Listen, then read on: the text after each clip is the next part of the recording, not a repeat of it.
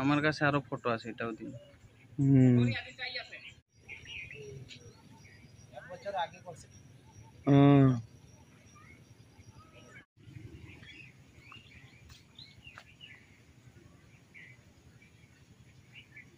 গাড়ি গড়ে গড়ে রুইয়া গেছে, বার করতে পারে না, এইদিকেও রুইয়া গেছে। আরে আয় আয় সামনে বাইরে বলছে নি রাস্তা জেমের ভাই এইদিকে বলে আয় না আগে আমরাটা রেডি করে দেন। আমরা মানে এখানে দেখতে আসি ৬-৭ বছর ধরে আমরা এই অবস্থায় আমরা চলাচল করতে আছি। পোলাপানের স্কুল যাওয়ার সুবিধা পাইতে আসে না।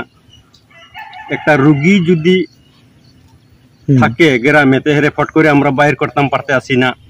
এরপরে আমরা হাট বাজার যাইমু, এটার সুযোগ সুবিধা পাইতে আসি না, রাস্তা খারাপ।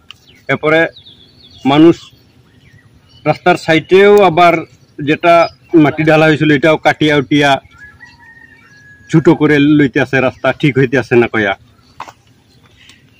আমরা তো চাইতে আসি অবিলম্বে আমরা রাস্তাটা সুবিধা করিয়া দিত।